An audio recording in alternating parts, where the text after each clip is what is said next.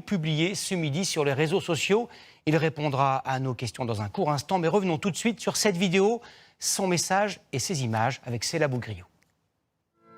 Mes chers compatriotes, la vidéo a été enregistrée il y a 2 semaines, dans le plus grand secret. Éric Zemmour lit son texte, le ton grave. La mise en scène fait référence à l'appel du général de Gaulle en juin 1940. Il n'est plus temps de réformer la France, mais de la sauver. C'est pourquoi j'ai décidé de me présenter à l'élection présidentielle. Dans ces 9 minutes de discours, Éric Zemmour oppose son idée d'une France heureuse, celle des années 60, à la France d'aujourd'hui, minée par le déclin. Un clip ponctué d'images de violences urbaines. Des thèmes qu'il décline et qu'il impose depuis la rentrée. Ces rencontres littéraires qui ont déjà tout de meetings politiques font à chaque fois sale comble. Il dit la vérité. Il ne nous cache pas ce qui se passe en France. Mais la machine s'enraye. Une conférence de presse improvisée le 13 novembre devant le Bataclan. Nous, on n'est pas d'accord pour qu'il y ait de la com comme ça. Moi, je suis pas d'accord. Puis un déplacement à Marseille, rythmé par les manifestations hostiles. Monsieur, vous n'êtes pas le bienvenu, hein. Et conclu par cet échange de gestes qu'il jugera lui-même inélégant. Cette déclaration de candidature, ses adversaires l'attendaient. Une fois qu'on a vu ça, on a très vite envie de fuir, de prendre la poudre d'escampette. On n'a pas tellement envie de suivre ce candidat qui est très noir, très sombre, très lugubre. C'est une histoire de France, pardon. Moi, j'ai pas envie que ce soit celle qui soit enseignée à mes enfants. C'est une fausse histoire de France, c'est l'histoire des idéologues de l'extrême droite. Dimanche, le candidat sera au Zénith et lancera son mouvement politique. Mais pour faire campagne, il lui faudra aussi des financements, les parrainages et rallier des soutiens. Bonsoir Éric Zemmour. Bonsoir Gilles Boulot.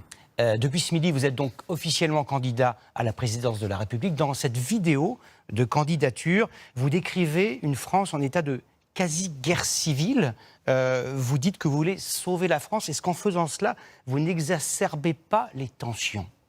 Vous savez, moi j'ai l'impression que plutôt depuis des années, je les dénonce, je les annonce. Et pour l'instant, l'histoire m'a plutôt donné raison. Vous savez, en France, j'ai l'habitude, on dit depuis le XVIIIe siècle qu'on persécute toujours ceux qui sonnent le tocsin et au contraire, on est aimable avec ceux qui mettent le feu. Donc ceux qui me reprochent d'exacerber les tensions, ce sont eux qui mettent le feu en ne faisant rien depuis 30 ans, depuis 40 ans. Revenons à vous et à votre personnalité. Est-ce que vous pensez avoir les qualités éminentes requises pour être président de la République? On a vu dans votre clip... tout ressemble au général de Gaulle. L'appel du 18 juin, le micro à droite, vous à gauche, les livres. Est-ce que ce n'est pas une captation d'héritage? Non, vous savez, j'ai trop de respect, trop d'admiration pour le général de Gaulle. Mais ce n'est pas un accident, ça ressemble quand même furieusement à l'appel du 18 juin. Bien sûr, voilà. C'est une référence. Vous savez, si vous regardez bien, il y a moult références. Il y a beaucoup d'autres références, mais il faut... Mais celle-là est écrasante. Celle-là est écrasante, mais vous savez, en même temps, qu'est-ce que j'ai voulu faire? J'ai voulu faire un texte qui défendait l'histoire millénaire de la France, qui expliquait qu'il fallait la continuer malgré tout avec les moyens les plus modernes. C'est l'essence même de mon projet politique et c'est un projet qui s'inspire de ce qu'a voulu faire le général de Gaulle. Toujours l'histoire millénaire de la France, la continuer et en même temps avec des moyens technologiques, techniques les plus modernes. Et là, vous n'êtes pas dans l'inspiration, vous êtes presque dans l'imitation. Aucun des héritiers du gaullisme n'avait osé faire ça, se mettre dans une sorte de mise en scène. C'est une vidéo, oui, la vidéo, c'est une mise en scène.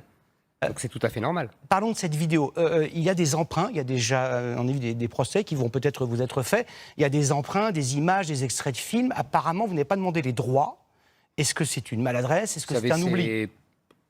Les querelles de juristes... doivent s'intéresser aux juristes. Moi, je ne m'occupe pas de cela. Concernant votre statut, est-ce que vous pensez que vous garderez votre sang-froid en toutes circonstances? Si demain vous êtes président et que vous avez un différend sur les zones de pêche autour de Jersey avec le Premier ministre britannique, est-ce que vous lui ferez un bras d'honneur, comme vous l'avez fait dimanche dernier? J'ai souvenir de gestes, de mots de Jacques Chirac, de Nicolas Sarkozy, et bien d'autres. Des doigts d'honneur? Ils étaient des hommes d'État. Vous savez, je ne suis pas encore président d'abord, mais vous me faites bien d'honneur. Et deuxièmement, c'est un geste, on dira, pas très élégant, mais en tout cas qui correspondait bien à l'exaspération de cette folle journée. Vous savez, j'ai été harcelé pendant 24 heures. Cette femme s'approche de mon officier de sécurité qui voulait la repousser, et moi, par gentillesse, parce que c'était une dame, parce que je ne voulais pas être rude avec elle, j'ai ouvert ma fenêtre et j'ai dit à mon officier de sécurité de la laisser, et elle me fait ce doigt d'honneur. Il y a de quoi un peu être exaspéré. Vous avez compris, ce doigt d'honneur, cette main, c'est symboliquement celle du président, c'est le doigt sur le bouton nucléaire aussi. Oui. Non, vous savez, je vais trop loin. est-ce que vous avez posé cette question à Emmanuel Macron? Mais il n'a pas fait de doigt d'honneur. Ah bon, mais on lui a fait un doigt d'honneur, c'est pire. Mais il a eu Excusez-moi, peut-être la il s'est présence fait d'esprit prendre, de sang-froid de ne pas prendre en répondre. photo avec 2 jeunes hommes qui lui faisaient un doigt d'honneur. Je ne sais pas quel est le mieux. Mais enfin, on ne va pas passer toute l'interview là-dessus. Bien sûr. Pour mener une campagne présidentielle en France, il faut des appuis, des parrainages, de l'argent. À combien de parrainages êtes-vous en ce moment? Il en faut 500. Hein. Je sais bien que c'est le dernier espoir de mes adversaires, que je n'ai pas les parrainages. Vous savez, depuis des mois, je sillonne la France, je rencontre des maires. Mes équipes y travaillent aussi, et nous en avons déjà un grand nombre. Et je pense que les maires, même s'ils ne sont pas d'accord avec moi, ne voudront pas priver les Français de leur élection, et ils ne voudront pas priver des millions de Français de leurs candidats. Et donc, par simplement respect de la règle démocratique, ils me donneront leur parrainage. J'en suis convaincu. En tout cas, je les appelle ici à le faire. Et à ce jour, 30 novembre, combien en avez-vous? Vous en avez une idée approximative? Oui, entre 250 et 300. Cet après-midi, peut-être l'avez-vous vu, la France a rendu hommage à Joséphine Baker. Le président de la République dit « c'est moi, la France, c'est moi, Joséphine Baker, c'est la France ». Vous adhérez à cela, vous auriez pu l'écrire, vous auriez pu rendre hommage à Joséphine Baker, c'est la France? C'est ça qu'il a dit? Il a dit « la France, c'est Joséphine ». Oui, bien sûr, il a raison. Vous savez, moi j'ai un souvenir très, très tendre avec Joséphine Baker, je vais vous expliquer pourquoi. Quand j'étais enfant, dans les années 60, elle passait régulièrement dans les émissions de télévision, et on la voyait, cette grande dame très belle, très élégante, avec sa ribambelle d'enfants, et elle disait qu'elle avait un château qui était un peu délabré et qu'elle n'avait pas les moyens d'entretenir ce château et ses enfants. Et donc elle réclamait de l'argent aux Français qui lui donnaient volontiers. Et on était toujours admiratifs devant cette dame.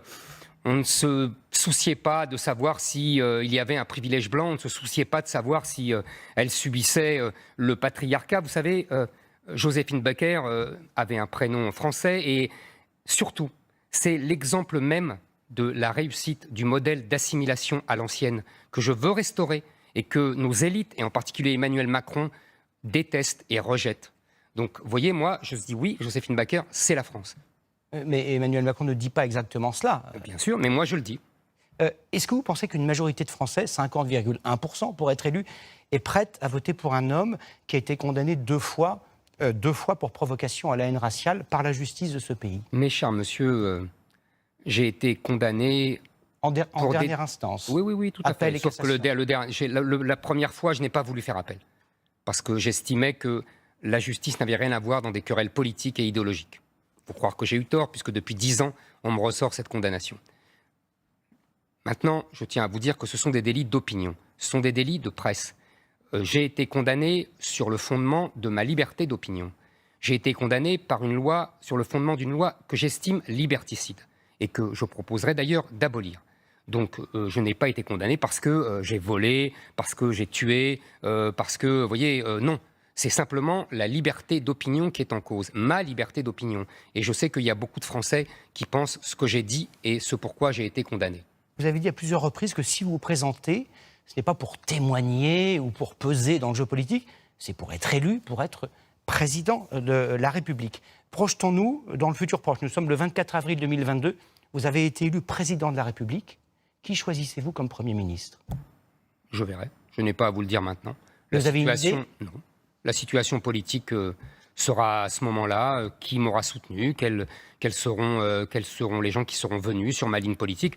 Vous savez, Emmanuel Macron, en fin novembre, n'avait pas de Premier ministre. Il l'a choisi après avec des gens qui venaient de chez Alain Juppé, qui était à l'époque en pleine primaire contre François Fillon et qui pensait être le candidat de la droite à la présidence de la République. Tout ça est complètement anecdotique, on verra après.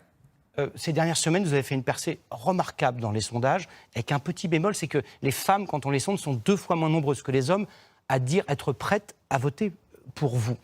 Est-ce que cela vous étonne? Comment vous allez les convaincre, alors que dans ce que vous dites, dans ce que vous écrivez, vous laissez entendre que les femmes sont inférieures aux hommes, que leur intelligence est inférieure à celle des hommes? Je n'ai jamais écrit ça. Les grands génies sont des hommes. Oui. Ce n'est pas féminiment correct de le dire, mais c'est la vérité. Vous l'avez dit, vous l'avez écrit. Écrit, bien sûr. Mozart est un homme, oui. Beethoven est un homme. Les femmes sont le but et le butin de tout homme doué qui aspire à grimper dans la société. Écoutez, écoutez. Je l'ai relu il y a 10 minutes. Oui. Ce que j'explique exactement les rapports entre les hommes et les femmes dans ce que j'appelle, ce que les scientifiques appellent leur cerveau reptilien, c'est-à-dire le désir entre un homme et une femme, pas dans la vie de tous les jours. Il faut distinguer, vous voyez, les niveaux de lecture et d'écriture. Mais vous savez, vous n'allez pas comme ça ressortir mes phrases de mon livre. Je ne suis plus le journaliste, l'écrivain. Je suis candidat à l'élection présidentielle. Donc ce que j'aimerais, c'est que vous m'interrogiez sur mon projet et mon statut. Pas sur ce que j'ai écrit. On ne va pas refaire la dizaine d'émissions que j'ai déjà faites depuis 2 mois. Donc votre mue est en train d'être faite, ou peut-être même... Et bien sûr, ma mue est faite, et je tiens à vous dire que je pense que ma candidature est celle qui défend le mieux les femmes. Parce que trêve de plaisanterie. Vous savez, vous connaissez le mot de Richelieu, donnez-moi 3 phrases de n'importe qui et je vous le fais condamner. C'est exactement ce que vous venez de faire, monsieur Boulot. Donc, moi, avec des écrits qui sont appris dans votre livre. Je vous répète, je ne suis plus l'écrivain, je ne suis plus le journaliste. Donc aujourd'hui, on m'interroge sur mon statut de président de la République, de candidat à la présidence de la République. Et donc, je voulais vous dire uniquement sur les femmes, c'est mon projet qui les défend le mieux. Parce que qu'est-ce qui menace aujourd'hui les femmes? Qu'est-ce qui, aujourd'hui, crache sur une femme quand elle est en jupe? Qu'est-ce qui aujourd'hui menace les femmes qui veulent les voiler? Qu'est-ce qui aujourd'hui menace la liberté des femmes et souvent la vie? Souvenez-vous de la jeune femme chaïnaise qui a été tuée par son conjoint uniquement parce qu'elle voulait vivre à la française. Donc c'est moi qui aujourd'hui défends les femmes, car le danger aujourd'hui pour les femmes, ce n'est pas un hypothétique patriarcat blanc. Si vous êtes élu président de la République, est-ce que vous serez, comme l'ont fait tous vos prédécesseurs, comme en tout cas ils l'ont dit, le président de tous les Français? Est-ce que vous serez le président des 5 millions de Français musulmans, par exemple? Mais bien sûr, le président de la République est le président de tous les Français. Et moi, je serai évidemment le président des Français de confession musulmane. Vous savez, j'ai toujours dit, contrairement à beaucoup d'autres, je ne distingue pas entre l'islam et l'islamisme. Parce que ça, c'est la même chose. C'est une fausse distinction. En revanche, je distingue entre l'islam et les musulmans. Et j'appelle tous les musulmans à s'assimiler et à renoncer à la pratique de l'islam qui consiste à imposer un code juridique et politique. Vous savez, je ne te dis rien d'autre que la célèbre phrase dite aux Juifs par Clermont-Tonnerre, le révolutionnaire, « Rien aux Juifs en tant que nation, tout aux Juifs en tant qu'individu ». Je dis exactement la même chose aux musulmans, et je suis sûr qu'il y a beaucoup de musulmans qui peuvent entendre ce discours, car ils n'ont pas du tout envie, vu qu'ils ont fui leur pays, ils ont fui la misère, ils ont fui l'absence de liberté, ils ont fui la présence oppressante de l'islam. Ils n'ont pas forcément envie de revivre ici et d'imposer ici ce qu'ils ont fui là-bas. Merci Éric Zemmour d'avoir répondu à nos questions le jour de votre déclaration de candidature à l'élection présidentielle, comme 600 000. Merci à vous. Non, je trouve simplement que il n'y a pas eu de questions sur mon projet politique et je le regrette. Je vous réinviterai bien volontiers. Non, mais c'était le moment ou jamais. Je vous réinviterai bien volontiers. Une partie de ce que nous avons dit avait trait à votre programme. Pas vraiment. Il me semble que si. Il me semble que non. Merci beaucoup, Éric Merci Zemmour. à vous. Les 600 000 Français qui, ces derniers mois, ont tenté de payer moins cher leur électricité ont peut-être choisi de quitter les tarifs réglementés. Si vous en faites partie, vous vous êtes abonné à un opérateur alternatif. Relisez bien votre contrat, vérifiez vos factures. Une association de consommateurs vient de déposer plainte contre plusieurs fournisseurs pour pratiquer